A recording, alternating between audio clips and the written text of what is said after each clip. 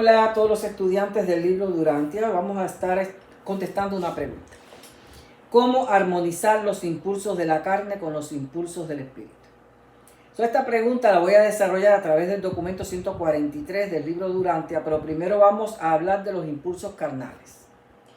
Cuando comenzamos en los caminos del espíritu, ocurre un proceso de equilibrio entre los impulsos de la carne y los impulsos del espíritu. Es una batalla interna que tenemos que vencer.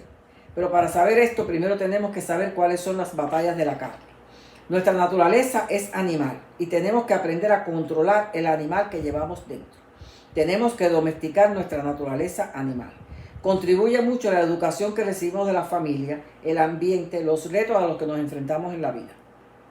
La especie humana ha evolucionado mucho, pero aún persiste el temor y el miedo como herencia animal, aunque esto a la vez nos sirve en esta era para la supervivencia y prevenir accidentes. El problema es que estos temores y malas interpretaciones de otros hechos los hemos trasladado a la psiquis humana, a la mente y hasta el campo religioso espiritual. Debemos rescatar todo lo bueno y vestirnos de la naturaleza espiritual. Para eso debemos conocer los límites funcionales del equilibrio de la vida. Todos los extremos nos desincronizan a nivel mental, físico, espiritual y energético. Veamos, por ejemplo, los llamados pecados capitales y sus virtudes para ilustrarnos mejor acerca de los extremos. Pecado número 1, la soberbia. La soberbia es aquel que se cree mejor o superior que los demás. Lo contrario o lo virtuoso es la humildad, el que se define como una persona que no se cree mejor que nadie, sino que comprende al otro a partir de que se comprende a sí mismo. Ahora bien, entre polo y polo, entre soberbia y humildad, tiene que haber un balance. El ego es importante, pero hay que autocontrolarlo, porque ser soberbio en extremo te bestializa y ser humilde en extremo te acobarda.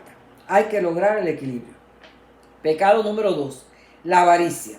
La avaricia es el deseo de adquirir riquezas y bienes en cantidades cada vez mayor hasta llegar a ser más de lo necesario y seguir obsesionando más.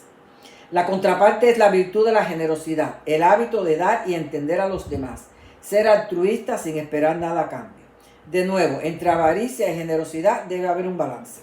Ser avaro en extremo deriva en deslealtad y traición deliberada. Ser generoso en extremo deriva en esplendidez y el derroche innecesario. Hay que lograr el equilibrio. Pecado número 3, la lujuria. La lujuria es usualmente conocido como los pecados producidos por pensamientos excesivos de naturaleza sexual, a los deseos sexuales desordenados e incontrolables. Actualmente a esta comprensión se le conoce como adicción a las relaciones sexuales. La parte virtuosa sería la castidad, que no quiere decir abstenerse de las relaciones sexuales, sino de tener moderación y una adecuada regulación de los placeres de las relaciones sexuales. Tener compulsividad sexual es un comportamiento no equilibrado, que puede llevarte al abuso con tu pareja si la tienes, a la infidelidad, al acoso sexual, incluso a la pedofilia y promiscuidad, sin hablar del daño personal en el autoplacer que trastorna la mente. El otro extremo de la abstinencia sexual sin ninguna razón misionera sería negarte a la construcción de una familia que te daría las satisfacciones más completas y los aprendizajes más grandes de la vida en la carne, aunque hay formas de compensarlo en otras tareas. Otro problema en extremo de la abstinencia sería lo que se conoce como mojigatería, pecado de pudibundez, como una forma de fanatismo de santidad. Sin embargo, en cuanto a relaciones sexuales debe haber un equilibrio en cuanto es una función de dos personas, dos criaturas divinas. El deseo sexual y la atracción física no es suficiente, no se debe manejar tan a la ligera, se requiere respeto y compromiso. La mera necesidad sexual debe ser autocontrolada, si no hay compromiso y respeto con una pareja. Los que actúan tan solo por satisfacer un apetito sexual están dándole rienda suelta al egoísmo. El egoísmo es parte de todos y cada uno de los 7 pecados capitales. Todos son vicios o deseos desenfrenados de algo. Esto ocurre cuando no hay amor a Dios. Cuando no hay amor a Dios, no hay amor al resto de las personas. Por eso Jesús dijo, el mandamiento, ama a Dios sobre todas las cosas y al prójimo como a ti mismo. La lujuria aparece cuando se intenta obtener amor fuera de Dios y por tanto esto es una deshumanización del ser amado. El ser que se usa como objeto de placer ha sido deshumanizado. El que tiene a Dios en su corazón y tiene equilibrio sexual, ve al otro como creación divina, como amor al prójimo. El sexo no es una actividad negativa, todo lo contrario, es atractiva y positiva, siempre que se haga de la forma correcta y con mesura. Lo que pasa con los llamados adictos sexuales es que no han explorado los estímulos intelectuales que les permiten encontrar profesiones, pasatiempos, hobbies, lecturas de autoayuda, crear una familia y otros placeres que le permitan despejar la mente y no tener una idea fija en el sexo, sino una mente diversificada en varias opciones. Pecado número 4, la ira. La ira es una emoción desordenada, no controlada, de odio, enfado y frustración. La parte virtuosa es la paciencia, una actitud que nos permite sobrellevar cualquier contratiempo o dificultad que se presente. La paciencia resulta una virtud clave a la hora de autocontrolarse. Hay que aprender, número 1, a perdonarse a sí mismo. Para esto debe conocerse a sí mismo. ¿Por qué actúo de esta manera? ¿Por qué me equivoco tanto? ¿Por qué no acabo de aceptar esta debilidad y trabajar en ella para fortalecerla? Si al final soy yo la que tengo que perfeccionarme, ¿por qué culpo a los demás? El autocontrol es algo que debemos practicar toda la vida. El autocontrol es el control de uno mismo. Es la capacidad de autorregular los impulsos de forma voluntaria. Es el ejercicio continuo de controlar y regular las emociones y el comportamiento. Es una herramienta para las decisiones de la vida. El principal enemigo del autocontrol son las ideas irracionales que por malas interpretaciones, ya sean nuestras, de otros, de la sociedad o del qué dirán, la hemos incorporado en nuestra psique, en nuestra mente y hasta en las esferas del espíritu. Toda una serie de ideas que ocasionan falta de autovaloración, inseguridad, dependencia de otros, necesidad de aprobación o de llamar la atención. Todo lo cual, si no se corrige a tiempo, empuja al alma hacia la depresión. La ira en exceso te lleva a la amargura del alma, al odio a los semejantes, al deseo de venganza, a los deseos de fanatismo a religiones y actividades políticas y sociales con el deseo de hacer el mal a otros. Te lleva a saltarte leyes y procedimientos legales. Te lleva a la intolerancia, a la transgresión que eventualmente puede llegar a trascender al homicidio, incluso al genocidio. Ser excesivamente paciente te hace ser poco asertivo. La paciencia también tiene límites. Pecado número 5, la gula. Este pecado se identifica con la glotonería, el consumo excesivo de comida y bebida de manera irracional e innecesaria, e incluso el abuso de medicamentos. Lo virtuoso sería la templanza, que significa la moderación de los placeres, el equilibrio en el uso de los bienes creados. El autocontrol de la voluntad sobre los instintos mantiene los deseos al límite de la honestidad y la cordura. Un exceso de templanza puede llevarte a un estado compulsivo de abstinencia que a la larga destruye tu avatar, ya sea con la anorexia o la bulimia. También puede ocasionar hipocondría. Un exceso de gula te lleva a enfermedades, incapacidades físicas, enemistades, la soledad, la destrucción de tu cuerpo, que es el avatar del espíritu, el incumplimiento del deber. Pecado número 6, la envidia. La envidia se caracteriza por un deseo insaciable de ser o de poseer lo que otros tienen. La envidia se asocia más con los bienes abstractos, tales como las cualidades de la otra persona y sus atractivos. El opuesto es la caridad. Esto es la empatía, la amistad, el amor a los semejantes, tal y como son y con lo que tengan o no tengan. El exceso de envidia conlleva una percepción aguda y dolorosa de que uno carece del bien que esa persona posee. Y en vez de usarlo como un modelo a seguir para sanar sus carencias, lo pervierte y lo percibe como injusticia. Se estrecha la mente, se desea el mal en la otra persona, siente satisfacción cuando le pasa algo malo, vive al pendiente del otro y no de sí mismo, suele juzgar por apariencia o por el pasado de alguien. Por otro lado, el exceso de caridad puede conducir a que se rebasen los límites del respeto hacia uno. Hay que siempre mostrar quiénes somos y cuáles son nuestros límites, ser caritativo con cordura y orden. Pecado número 7, la pereza. La pereza está relacionada con la desidia, la falta de interés de hacer algo, ya sea para sí mismo, por el bienestar de los suyos u otros, de la nación y hasta de la humanidad. La depresión es la falta de estas cosas, más la falta de autovaloración, seguridad en sí mismo y autodeterminación. El vago sufre de pereza, aunque no necesariamente de depresión. El vago le gusta ser mantenido. Lo opuesto de la pereza es la diligencia. Ser diligente es ser virtuoso, es tener esmero y cuidado de ejecutar algo que planea o el deber de ayudar a otros. Es toda virtud que se trabaja, que se planifica, que se prepara, que se pone en práctica.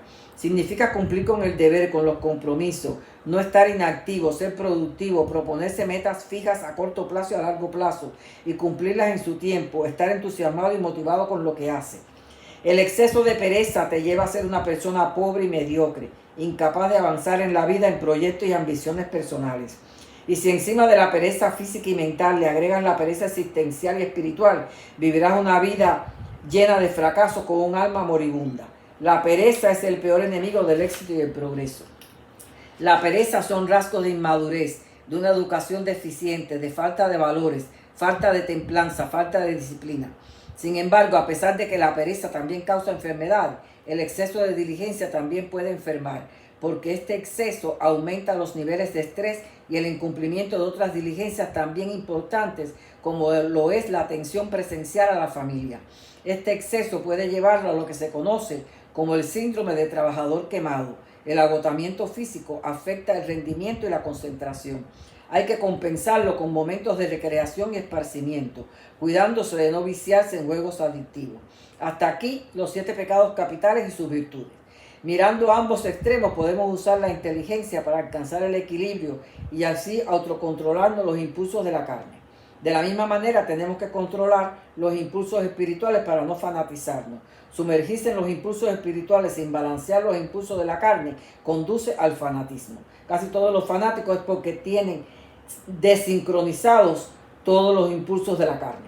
El fanatismo es un apasionamiento exagerado que viene de la falta de equilibrio de todas las virtudes y debilidades explicadas anteriormente. Así como se trabajan las virtudes, también trabajamos las espiritualidades. ¿Por qué desear imponer creencias, acosar,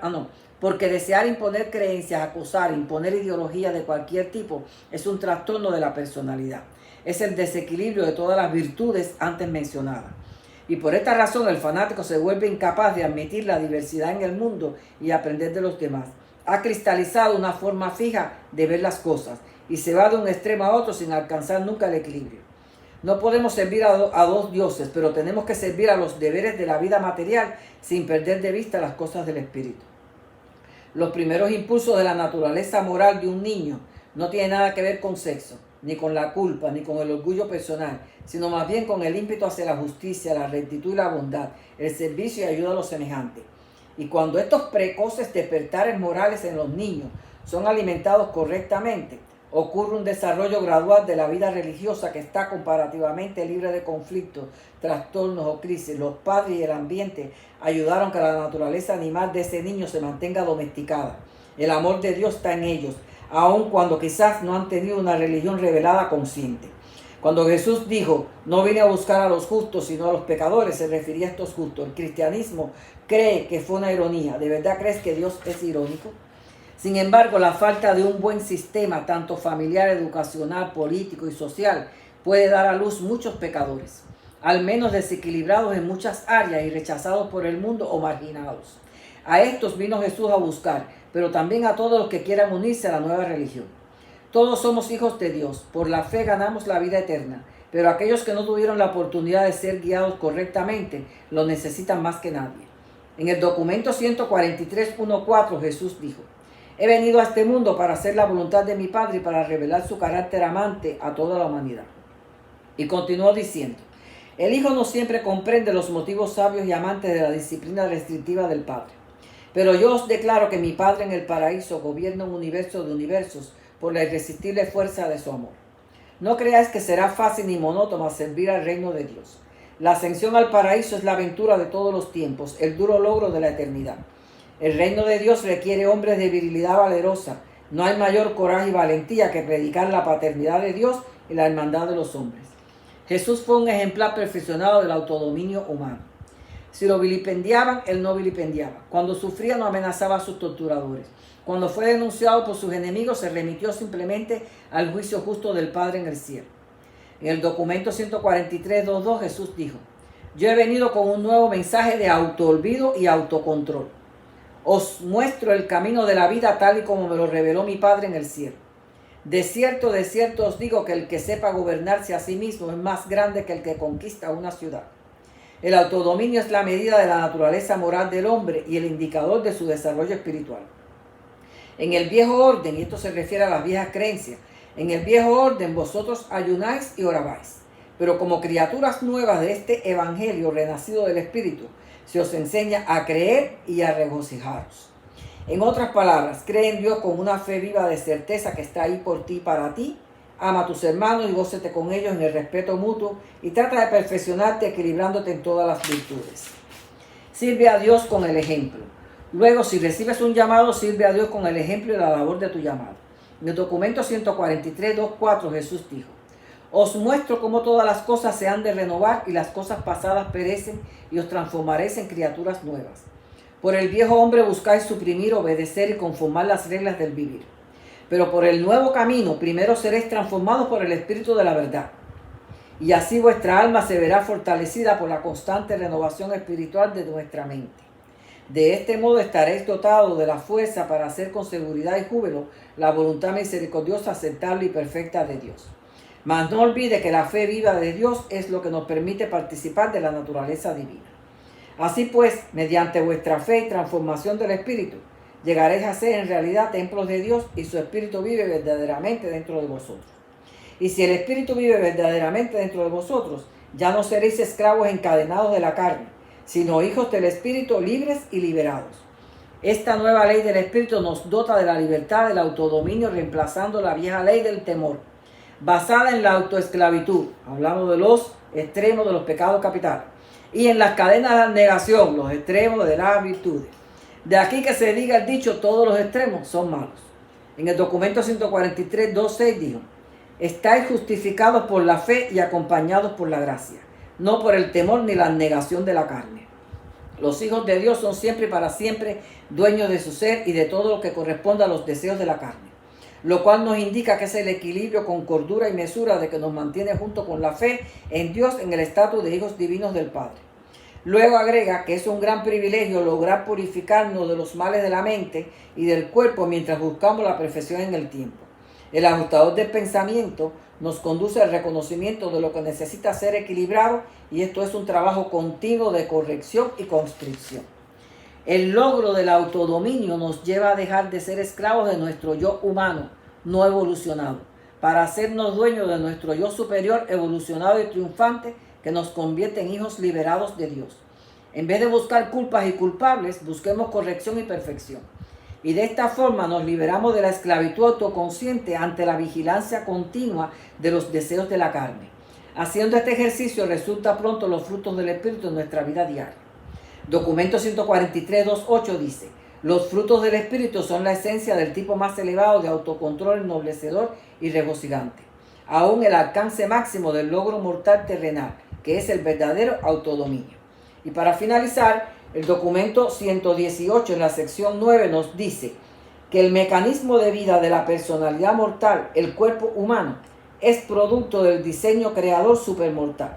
Por tanto, el hombre mismo no puede nunca controlarlo perfectamente, si no podemos encontrar la perfección total aquí en este cuerpo físico. Solo a partir de la fusión con el ajustador, porque es aquí donde al fusionar el mortal autocrea el mecanismo para la expresión de la personalidad, y de ese momento en adelante es que alcanza el control perfeccionado del mismo. Así que hasta aquí espero haber contestado la pregunta.